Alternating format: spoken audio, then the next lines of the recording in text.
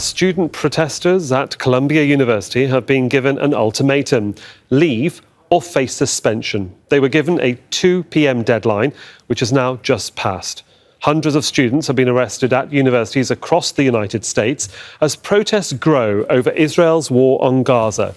They're demanding educational institutions divest in companies they say are complicit in genocide.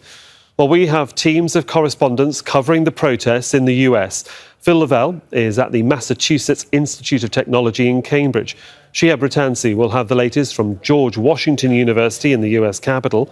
Kristen Salumi is at Yale University. Heidi Jo Castro is at Texas University in Austin.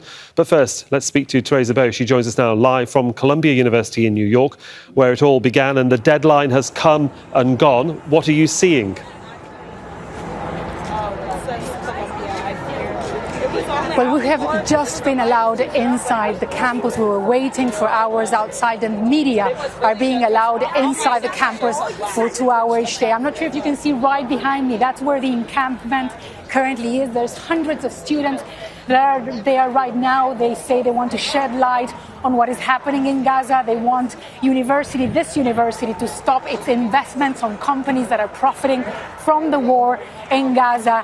They say that they will remain there. We're going to have to see. There's an escalating situation. We've been seeing lots of police coming towards the university. Outside, we do not know whether there's going to be an attempt to remove the students here by force. That's what many of the students are fearing. We're hearing that they've been given some piece of paper that they have to sign. In that paper, it says that they need to identify themselves, sign that paper so that they can end this semester in peace. However, we're just hearing also from them that they're saying that Columbia University is fabricating a state of emergency to suspend, expel, and evict hundreds of students. So you can hear them singing and chanting right behind me. We heard a statement from the president of Columbia University earlier today. She says that the university is trying to solve this problem peacefully. She says that they're trying to guarantee freedom of expression. That is extremely important in this country, but at the same time, allow the Jewish students in this university to feel safe. She also says that the university won't divest from Israel, that they're willing to hear proposals from these students about what to do with university investment. However, they're saying that at this point, that is not something that is going to happen. It's important what is happening here right now, because many of the students are saying that this is an act, what they're doing here right now is an act of civil disobedience. There's a long tradition in US campuses and universities of them taking to the streets, taking to universities such as this one to express themselves. Back from the 1970s, during the Vietnam War, what people here are saying that this time is time to shed light on the killings, on the displacement, and on the hunger that is going on in Gaza. We'll continue to follow what goes on at Columbia as we also see those aerial shots with you. Teresa Bow there for us live in New York. Let's cross over to Kristen Salumi, who's at Yale University in New Haven, Connecticut, with more there. Obviously very large demonstrations going on in New York. What's it like where you are?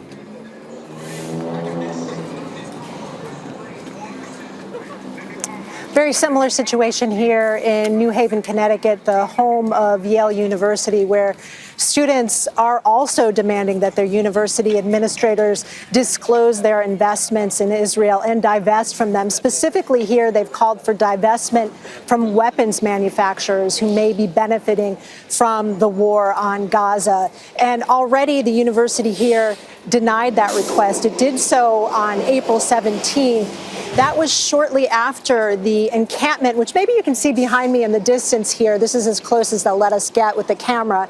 That was first set up in solidarity with the Columbia demonstration at another location on campus. The university moved in after 3 days to clear out the students. They arrested about 44 of them. But yesterday they came back. They came back out. There was a march in the city here of about 1,000 people. And I'm told about 250 of the demonstrators, the student demonstrators anyways, came back here to Yale to reestablish this encampment. And much like the situation at Columbia, they too are facing threats of possible arrest and suspension. The university saying that the students are violating policies that are meant to policies as to who can set up on campus and what can be done on campus, things like using loudspeakers and so on, although what we've seen here today has been pretty quiet and pretty calm, and they aren't blocking any of the buildings or the entrances. Nevertheless, the university has said that they are in violation of school policies, and they are risking rearrest, arrest by being here, and possible suspension. Yeah, it's interesting to see what's going on in the different areas and different campuses around the country. Kristen Salumi there at Yale University in Connecticut, thank you. Let's cross over to Shihab Ratansi, who's at George Washington University in DC. Interesting to see the fact that what Theresa Bow is saying in New York, the police may very well arrive in much larger numbers where she is in the coming minutes or hours, Shihab. A quieter protest where Kristen was, but also the threat there of police coming to break up the demonstration. The police where you are have been very careful about how they've behaved in the US Capitol. And that's the bizarre thing, Sahel, that it's the university administrators who are the ones who are supposed to, be wanting freedom of speech and thought and critical engagement with the issues of the day, who are begging the police to come in here and arrest and drag away these students. And the police are saying, no, they don't want to, because they don't want the optics of frankly, assaulting peaceful protesters. And there really is an infrastructure now that's been put down here with water and food and libraries. And now we have this rather unwitting art installation behind us. And maybe Quinn, one of the protest organizers, perhaps you could explain to us what this amazing, the symbolic barrier display is all about. Yeah, so these barriers, they were used to keep us in. They put them along this horizontal brick pathway here, and they put it along the front there. They had us kettled in. They cut off our bathroom access, food and water. It was all brought in from outside. They didn't provide any of it. Actually, in an email, they said that was like a positive, that they were allowing access to food and water, which is strikingly similar to how the Israelis are messaging their war in Gaza, or their genocide in Gaza. But so when these barriers were broken down last night, we decided to take them all into a big pile and put it in the center of the camp, sort of as a message of why we're here and what we're doing. I think it's important that everyone fights against occupation, which is exactly what the people in Gaza are doing, and that's exactly what we did here. Yeah, it is striking that suddenly people who are pro-Israeli are against settlements, given that's part of the way they run things in the occupied territories. But why do you think that the university authorities are acting in or attempting to act in such a vindictive manner to the protesters? Yeah, I think that the only real parallel to this, at least in America, is 1968 with the Vietnam War. Israel specifically has functioned as an extension of American imperialism since 1967, generally. 1973 specifically is when America really became the dominant superpower making those decisions. And one of our demands is to end academic ties with the Zionist institutions. And so they don't want to do that. It's important to remember that these tactics are not used specifically because it works against Palestinians. They're used specifically because they work, and they've simply been forged in Gaza over the last 70, 80 years. We're hearing such sort of rational discussion about the occupation and what the Israelis are doing in Gaza, and yet you're being presented, certainly in the Western media, as a bunch of crazy anti-Semitic radicals. I mean, are you any of those things? I mean, no, absolutely not. We've had some provocateurs. Maybe they were counter-protesters trying to do like a false flag type thing, or maybe they were lost and frankly quite stupid. But we've had anti-Semitic messages and things show up nearby. They've never been in the encampment. They've never even been on this H Street in front of us here. They were quickly escorted out, and it was made very clear they weren't welcome. So no one here harbors any sort of anti-Semitism or anything like that. Is there any dialogue with university authorities underway right now? I can't comment on that. When I say I'm not aware of that, I mean I personally am not aware of that. Not that there were no negotiations. I'm not clued in. All right, Quinn, thank you very much. Yeah, so still authorities do threaten the students with removal, but the police are saying they're not going to go in because this is actually a peaceful expression of students' First Amendment constitutional rights. We'll see how long that lasts, though. Indeed, we will. Let's cross over to Phil Laval. He's live for us at MIT in Cambridge, Massachusetts. And Phil, it has to be said, even where you are, there has been or have been signs of confrontation and provocation as well. Yeah, absolutely. And we just had a few more developments in the last few minutes. I'm not just going to tell you, we're going to show you. So we're going to zoom in. You might be able to see in the distance over there the Israeli flag, which is flying next to a US flag. That has just popped up. And this is what could be deemed the kind of official counter-protest. It's across the pathway, for context, from the encampment that has been set up by those students who've had that encampment there for a week. We're zooming in because we're not allowed to be on premises. MIT is private property. It's been made very clear that journalists with cameras have to stay away, which is why we're reporting from outside. But that is very different to what we saw just over an hour ago, where there was what you might describe as a pop-up counter-protest, where almost from nowhere, 30 to 40 Israeli supporting students, faculty members appeared from nowhere with Israeli flags draped over them, American flags. They were singing songs about Zionism. They were waving banners showing pictures of some of the hostages taken on October 7th. And they marched right into the heart of that encampment. They sat down. They started singing, they were having a picnic. They, at one point, started walking through the encampment when the protesters were ignoring them, waving these pictures in their faces. One of the protesters, who's been there for a week, said, you know, this is a real provocation, but we are ignoring them because they've done this before. And after maybe half an hour ago, they walked off and they left. But I'm going to bring my guest in now. This is David from MIT Jews for Peace. What did you make of what we saw an hour ago? Yeah, I mean, like you said, we're not really engaging with them. We feel very resolved in why we're here and why we've been here for over a week. We are here to demand MIT cut direct research with the Israeli Ministry of Defense. These are projects like autonomous drone swarms, which directly tied to the death of the tens of thousands of Gazans that we're seeing.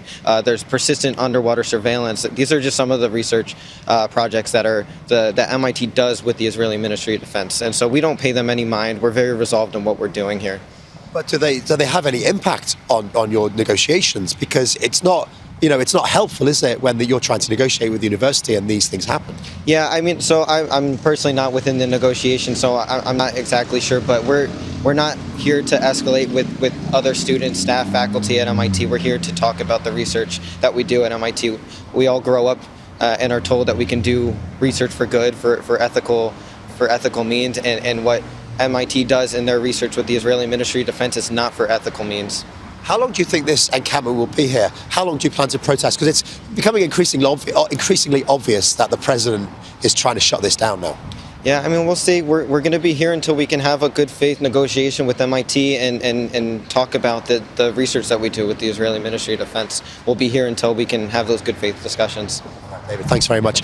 Got to just draw your attention to a few other things that are happening around town as well, because we're not just having protests here at MIT.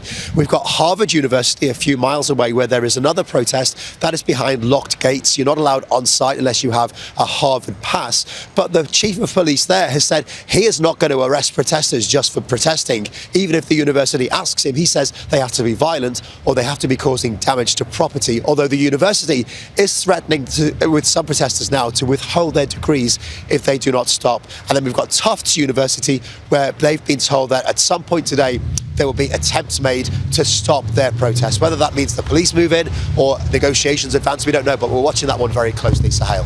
Thank you. Phil Lavella for us at MIT in Cambridge, Massachusetts. Thank you. Let's cross over to the other side of the country now and to Austin in Texas, where at the University of Texas, Heidi Jo Castro is standing by. And Heidi, obviously where you are, the university saw one of the, you might say, most violent police responses that we've seen in these past few days. It must have left an indelible mark on many people that witnessed what happened. That's right, Sohail. You know, this is where we saw the police on mounted horses pushing down protesters last week, and it had been very quiet here on campus until just about half an hour ago when suddenly this encampment sprung up behind me. You're seeing some are UT Austin students, other are community members or other advocate groups that have now come onto campus and erected tents that's behind the circle of chanters now, and they're doing this At the risk of a repeat of those images from last week, which I mentioned, that violent crackdown on protesters, I want to bring in one of the protests here. This is Layla DeBecca. I understand you're from Austin and you came here to make this happen, to join this. Why is that? I actually came to support the students, and we didn't know this was happening. So it's kind of like an impromptu action. Why it's happening? Because there's been a genocide ongoing for over 6 months. And whether you're Palestinian American like myself or Palestinian without the American, whether you are Black, Jewish, African, Hispanic, it doesn't matter. This is not okay, and we want it to stop. And the universities play a huge part in this. I saw there were police officers standing around when this sort of erupted a half an hour ago. Are there fears that there may be another rather harsh crackdown? Fears as in anticipation? Perhaps. Fear as in fear of them doing something to the students? No, because we're here to protect our students. I'm a parent. I'm here for our students' safety, because what they did on Wednesday, they will not repeat. And there's administrative staff right there, and he heard the same from me. So. Okay, and we do know that the university president is facing a call for a no confidence vote. There's been a group of faculty members, I believe now more than 540, who have signed a letter calling for that. Why should that happen in your eyes? He has blundered one time after another, and he's made very bad decisions and choices, and it's time to switch this administration up with somebody who's actually competent and actually cares for all students equally. And finally, I want to ask you about the accusations of anti-Semitism. Texas's governor has said that the students participating are anti-Semitic, and he used that to justify the response. Can you respond to that? I'm Palestinian, the daughter of Palestinians who cannot go back to Palestine and live there. They can only go visit. I'm telling you, Governor Abbott, you're the anti-Semite. We lived with Jews for many, many years. We have relatives who are Jews. We have friends who are Jewish. We're not anti-Semitic. The only anti-Semitism that's coming up is from Zionists and the governor. Because you don't have to be Jewish to be a Zionist, unfortunately. And so we've got all kinds. And so, yeah, we completely reject the idea or the notion or the accusation that there is anti-Semitism on this campus. Thank you very much, Layla. And there's signs here that are trying to deny that accusation. It says anti-Semitism isn't the same as Zionism. That's a repeated phrase we've been hearing here, Sohail. But yes, it's a tense situation. We're not exactly sure what's going to happen in the next few minutes. But again, protesters, university administration, police, they're all on site now. We'll see how much longer this happens, this lasts. Indeed, we'll monitor events with you, Heidi, in Texas, and with all of our correspondents at university campuses across the US in the coming hours. Thank you. Make sure to subscribe to our channel to get the latest news from Al Jazeera.